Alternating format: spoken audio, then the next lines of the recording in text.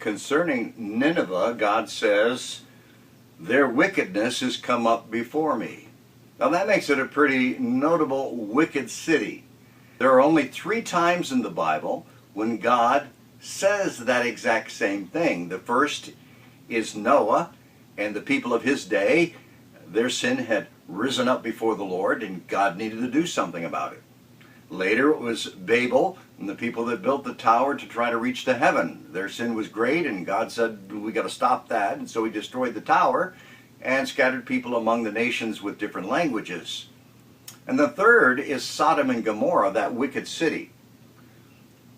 Note that these are the most wicked cities that the Bible ever speaks of, and Nineveh stands among them. I'd like to remind you that Jesus Christ says, as in the days of Noah, so it will be in the days of the Son of Man.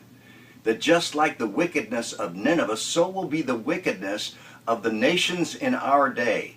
That we will so eliminate laws and justify sin, and white becomes black and black becomes white, and right becomes wrong and wrong becomes right, and God's judgment will come. Not only on the city of Nineveh, but that God's judgment will come on the nations of the world.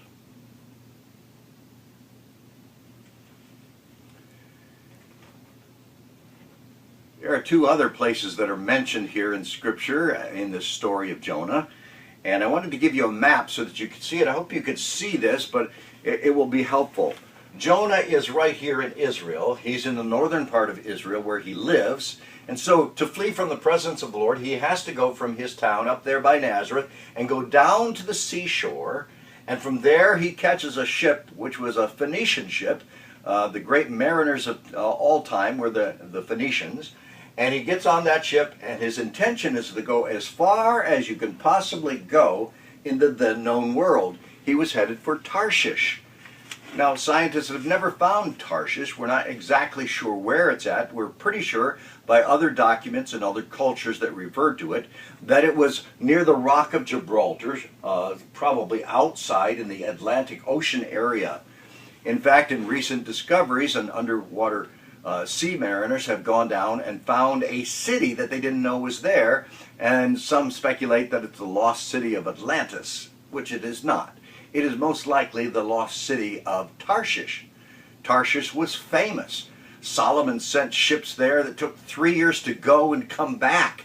So the Phoenician sailors went all around the world. They not only went to Tarshish, but they went all the way up to Britain, and then they came back down along the coast of Africa. Solomon says that he sent his ships there to gather gold and silver and ivory and baboons, or wild animals. All of this is part of history, the history of Israel. So we know that Jonah had the intention of fleeing from the presence of the Lord as far away as he could possibly get. Now there's an interesting statement. To flee from the presence of the Lord. Jonah knew the Scriptures. He knew that you could not flee from the presence of the Lord. But what he wanted to flee from was his responsibilities. I want to point you to Psalm 139. It's a great psalm. If you read that, you see the passage that says, you know all about me, my downsittings, my uprisings, every thought that's in my head. If I take the wings of the morning and dwell in the uttermost parts of the earth, even there you will find me. If I make my bed in hell, even there you will see me. So Jonah knew all this, yet he was fleeing from his guilty conscience, that he was running from his responsibility and from the command of God to preach to the city of Nineveh. So he flees to Joppa, which was along the shoreline of Israel.